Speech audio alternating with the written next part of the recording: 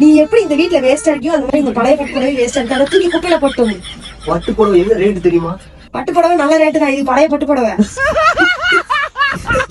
குண்டா காசு கொடுப்பாங்க. பழைய பட்டு புடவைக்கு யாரா காசு கொடுப்பாங்க? 1 லட்சம் ரூபாய்க்கு மேல போட்டீங்கன்னா ஒரு தங்க மோதிரம் வேற. வா கூட்டு போறேன். என்ன சொல்றேன்? பழைய பட்டு புடவை கொடுக்கறது இல்லாம 1 லட்சம் ரூபாய் காசு கொடுத்து மோதிரமுமா? தங்க மோதிரம்.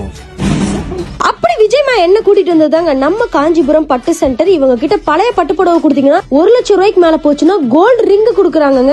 அத கேட்டோடனே நான் குடுகுடுன்னு என்னோட பட்டு புடவை எல்லாம் எடுத்துட்டு ஓடி வந்துட்டேங்க. இவங்க கடை எங்க லொகேட் ஆயிருக்குன்னு பாத்தீங்கன்னா நம்ம திருப்பூர் சிக்கண்ணா காலேஜ் ரோடு ஐயப்பன் கோயிலுக்கு ஆப்போசிட்லயே லொகேட் ஆயிருக்குங்க. நாங்க கொண்டு போயிருந்த எல்லா சேலையும் அந்த அண்ணா கிளியரா எடுத்து பார்த்து என்ன ரேட்டுக்கு போகும்னு சொல்லி அழகா எக்ஸ்பிளைன் பண்ணிட்டாருங்க. ஒரு சேலையும் உரசி பார்த்து எடுத்தாங்க. அதுல நாங்க கொண்டு போயிருந்ததுல 5 சேலையும் எடுத்துக்கிட்டாரு. ஒரு சேலை மட்டும் காப்பர் சருகுன்னு சொல்லி எடுத்துக்க மாட்டேன்னு சொல்லிட்டாரு. நாங்க கொண்டு போயிருந்த 5 சேலைக்கும் நல்ல ரேட் போட்டு 1,04,000 ஆச்சுன்னு சொல்லி அமௌண்ட்டும் கொடுத்து கூட 1 கிராம் பேபி ரிங்கும் கொடுத்தாருங்க. இந்த மாதிரி உங்களோட பழைய பட்டு புடவையும் கொடுக்கணும்னு நினைச்சீங்கன்னா நம்ம காஞ்சிபுரம் பட்டு சென்டருக்கு போங்க. இவங்க கிட்ட 50,000 ரூபாய்க்கு மேல கொடுத்தீங்கன்னா வெள்ளி கொலுசும் 1 லட்சம் ரூபாய்க்கு மேல கொடுத்தீங்கன்னா கோல்டு ரிங்கும் கொடுக்குறாங்க.